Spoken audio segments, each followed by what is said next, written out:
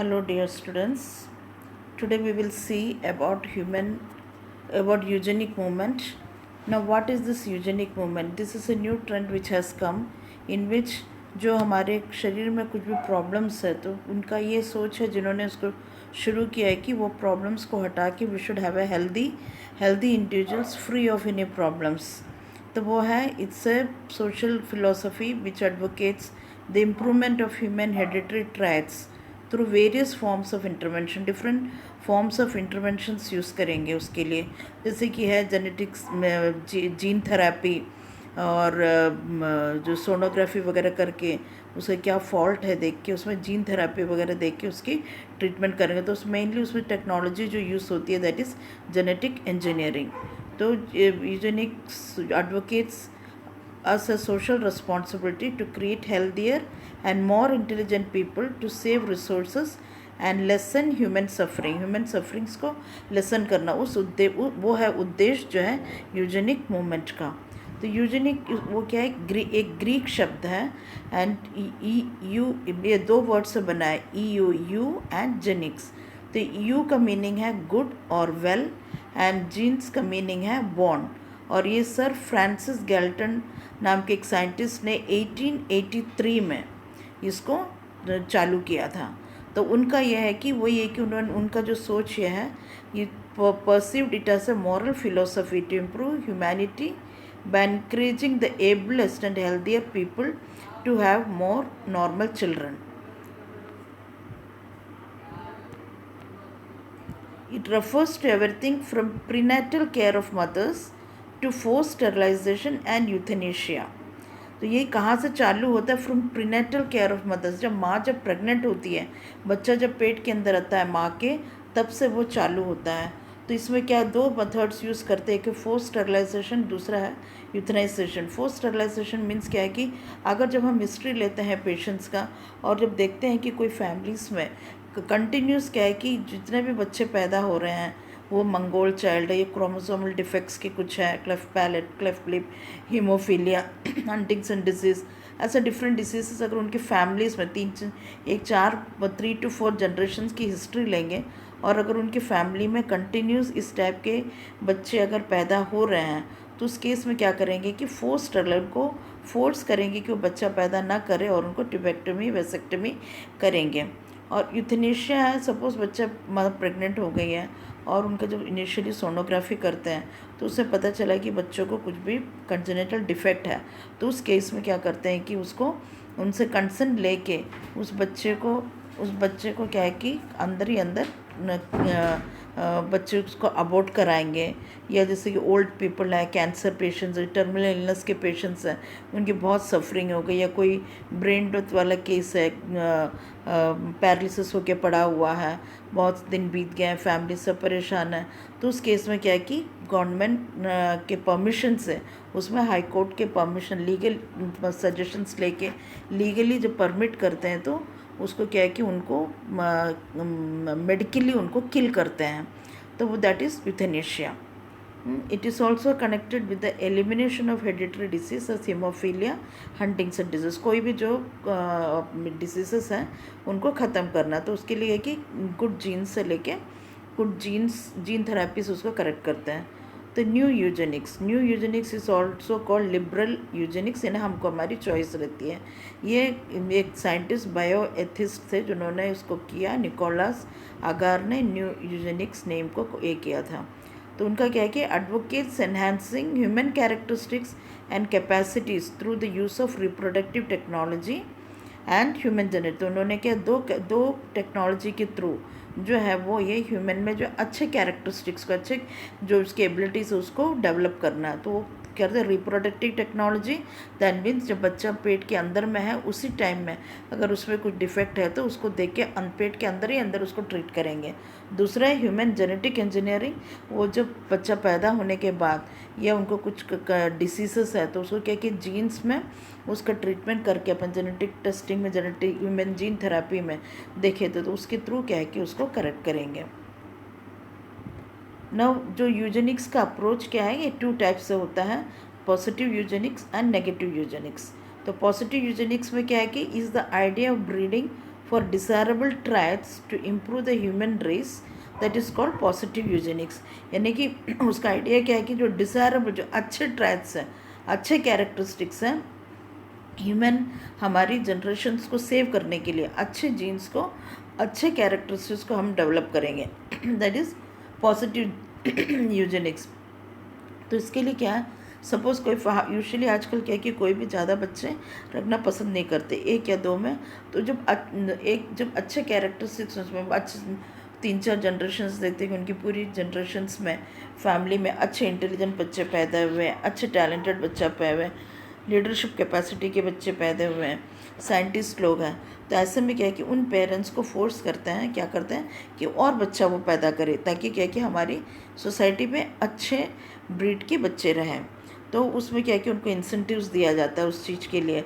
वो सब गवर्नमेंट क्या है कि दे विल टेक अप, हम खर्चा उठाएंगे, वो सब चीज़ें क्या है कि उस चीज़ को उनको वैसे एनकरेज करते हैं. That is positive Eugenix. Next है नेगेटिव यूजेनिक्स. नेगेटिव यूजेनिक्स में क्या है कि जो डिफेक्टिव्स हैं, लाइक सपोज 3-4 फैमिली जनरेशन्स की हम हिस्ट्री जब पढ़ते हैं और उसमें जब देखा जाता है कि कंटिन्यूसली कोई फैमिलीज़ में कंजेनिटल एनोमलीज हैं या कुछ डिसीज़ेस है, कंटिन्यूस कैंसर कुछ फैमिलीज़ में हो रही है, बच्चे पैदा हो रहे हैं, सब न्यूरल डिफेक्ट्स के बच्चा पैदा हो रहे हैं, या बच्चे जो क्रोमोसोमल एनालिसिस के बच्चा पैदा हो रहे हैं. तो ऐसे केस में क्या है कि उनको फोर्स करते क्या करते हैं कि वो बच्चा पैदा ना करें, और उनको अजाइलम्स में डालते हैं या कंपलसरी स्टरलाइजेशन करते हैं, यानी ट्यूबेक्टमी, लेडीज़ में ट्यूबेक्टमी, जेंट्स में वेसेक्टमी करके, ताकि वो और बच्चे पैदा ना करें. ये उनको फोर्सफुल, उनको कोई चॉइस नहीं है, फोर्स करते हैं. तो दैट इज़ नेगेटिव यूजेनिस्ट. तो इससे क्या है कि बहुत सारे डॉक्टर्स ने क्या फील किया, sterilisation was more human way of dealing with people who could not help themselves. तो स्टरलाइजेशन क्या है कि डॉक्टर्स के हिसाब से कई लोगों का एक व्यू था कि स्टरलाइजेशन राइट मेथड है. तो यूजुअली इसमें जो यूज़ करते हैं that is vasectomy and tubal ligation. ये जो फेवरेबल मेथड्स जो यूज़ किया जाता है. मॉडर्न यूजेनिक्स क्या है, it's a better known as human genetic engineering. तो थ्रू ह्यूमन जेनेटिक इंजीनियरिंग क्या है, जो भी फॉल्टी जीन्स है या जीन्स जो डिसीज़ कॉज कर रहा है उसमें चेंजेस लाके, या उस जीन्स जिसमें फॉल्ट है उसमें उस जीन्स को रिमूव करके, जब हमने क्रोमोसोम्स और जीन्स के बारे में पढ़ाई किया था तब हमने देखा था, म्यूटेशंस के बारे में पढ़े थे तब हमने पढ़ा था कि कैसे जीन्स के एलेस में चेंजेस आता है. तो वो जो वैसे फॉल्टी जो जीन्स है उसको क्या करते हैं, उसको रिमूव करते हैं, या उसमें जीन थेरेपी के थ्रू उसको चेंज करते हैं ताकि वो डिसीज़ को प्रिवेंट करें, क्योर डिसीज़ और improve your body in significant way. तो ये यूजुअली जो है this is done through genetic engineering. अब इसकी डिफरेंट पॉलिसीज़ या प्रोग्राम्स ऑफ यूजेनिक्स क्या है. जेनेटिक टेस्टिंग, कुछ भी ऐसे केसेस में क्या है कि जेनेटिक टेस्टिंग के थ्रू उसका क्या फॉल्ट है, उसके एक अमीनो एसिड अपन ने देखा था, अमीनो एसिड्स कैसे कि कॉम्बिनेशंस जब डिफ़र होता है तो कैसे प्रॉब्लम क्रिएट करता है, तो उसको करेक्ट करते हैं. तो थ्रू जेनेटिक टेस्टिंग के थ्रू पता चलता है. देन बर्थ कंट्रोल यानी जिस फैमिलीज़ में ऐसे केसेस हैं उनमें अपन वन चाइल्ड नो या बच्चा पैदा ना करे, उस चीज़ को उनको इनक्रेज करते हैं. नेक्स्ट है मैरिज रिस्ट्रिक्शंस. मैरिज फैमिलीज़ में, जैसे रिश्तेदारों के बीच में फैमिलीज़ को अवॉइड करने बोलते हैं, क्योंकि अगर एक परिवार में अगर एक डिसीज़ है तो रिश्तेदार के बीच में अगर शादियां होती है तो क्या वो डिसीज़ और ज़्यादा होने के चांसेस हैं. वैसे जो एक बैड पॉपुलेशन या एक अनहेल्दी पॉपुलेशन और डेवलप होने का चांस है. तो क्या है कि वैसे marriage between the families, relatives की मैरिजेस को अवॉइड कराएंगे. That is marriage restrictions. फिर है सेग्रीगेशन, रेशली, मेंटली इल, ऐसे सब केसेस को क्या है कि मिलकर शादी होने नहीं देंगे. कंपलसरी स्टरलाइजेशन देखा जाता है, अगर फैमिलीज़ में है रनिंग केसेस तो कंपलसरी स्टरलाइजेशन बोलेंगे. फोर्स्ड अबॉर्शन, अगर जब सोनोग्राफी, जो बच्चा 3 महीने 5 महीने का होता है सोनोग्राफी करते हैं और उसमें बच्चों में अगर डिफेक्ट पाया जाता है तो उनको फोर्स करके अबॉर्शन करवाएंगे ताकि एक अनहेल्दी जनरेशन ना हो. फोर्स्ड प्रेगनेंसी, जिस फैमिलीज़ में अच्छे हेल्दी ट्राइट्स वाले बच्चे पैदा हो रहे, हेल्दी कैरेक्टरिस्टिक्स के जनरेशन्स आ रहे हैं, उनको फोर्स करेंगे कि वो और बच्चों को पैदा करें ताकि हमारी एक अच्छी वो पैदा हो. फिर जीनोसाइड यानी फीटली बच्चों को जो किल करना. 3 टाइप्स हम यूजेनिक्स को फॉलो करते हैं, दैट इज़ मैंडेटरी यूजेनिक्स और अथॉरिटेरियन।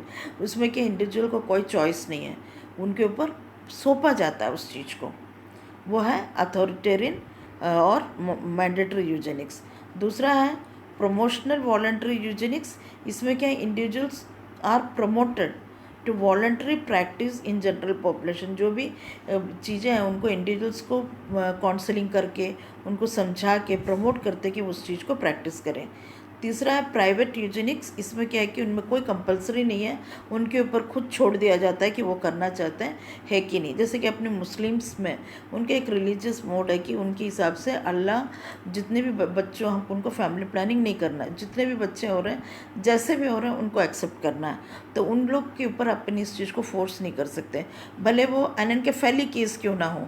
मालूम है कि वो फुल टाइम प्रेगनेंसी के बाद उसको डेथ होना ही है, क्योंकि उनका ब्रेन स्कल ही नहीं है, तो उनको डेथ होने, उन वैसे केसेस को भी उनको अलाउ नहीं करते कि वो अबॉर्शन कर सके।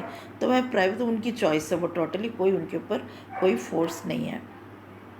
तो this was all about eugenics. तो summary, eugenic movement advocates to create healthier and more intelligent people to save resources and lessen human suffering. क्योंकि अगर एक फैमिली जहाँ पे एक डिसेबल्ड बच्चा है, एक अनहेल्दी बच्चा है, वो फैमिली क्या है कि हमेशा उन लोग दुख में ही रहेंगे। सपोज़ एक मंगोल चाइल्ड है, एक वीक पोलियो अफेक्टेड बच्चा है, या कोई भी चल नहीं पाता, ऑटिस्टिक बच्चे हैं, उनमें पेरेंट्स हमको उनको, वो लोग कहीं नहीं जा सकता, हमेशा they have to focus on the children. कोई ना कोई उनको घर में रहना है, हमेशा साथ देना, हमेशा देर डिपेंडेंट। तो बच्चों, माँ बाप के बाद, माँ बाप की डेथ के बाद उन बच्चों को कौन देखेगा वाली स्थिति आ जाती है। तो इसलिए क्या है कि यूजेनिक मूवमेंट क्या है कि वो जैसे कि एक हेल्दी पॉपुलेशन सामने आए। तो it focuses on preparing a new race. और आजकल क्या कि जो भी जैसे अल्बर्ट आइंस्टीन वगैरह जो अच्छे रिनॉन्ड पीपल थे, अच्छे इंटेलिजेंट पीपल थे, जिनके हाई आईक्यू लेवल्स थी, उन सब के ब्रेन के जीन्स को सेव करते हैं। हर चीज़ के अच्छे ब्रिड्स को सेव करके रखा गया है। वो सीक्रेट है, वो किसी को नहीं पता, स्पेशली अमेरिका यूएस में है वो चीज़। उसको सीव करके प्रिजर्व, फ्रोज़न करके रखा गया कि इन केस अगर दुनिया में ऐसा कोई चीज़ होता है कि रेस एंड होने की स्थिति आती है, तो उसको लेके वो लोग क्लोनिंग करके वैसे सेम चीज़ को तैयार करेंगे, सेम आदमी वैसे इंटेलिजेंट पीपल्स को तैयार करेंगे। तो वो चीज़ें भी हो रही। तो this is all a birth of eugenic movement. Hope you have understood. इसको अटेंड करने के बाद में give the feedback. Thank you.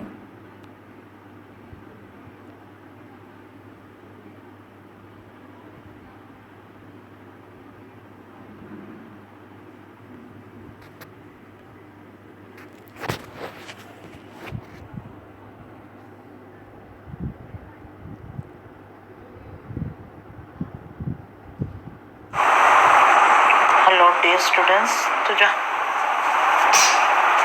फिर से करो। रिकॉर्डिंग है, कौन सा ऑन करना है इधर? क्या रिकॉर्डिंग के लिए यही तो ऑन करना ना। क्या मैं इसको डिलीट कर दूँगी, फिर से करूँगी? चलो चालू हो गया है।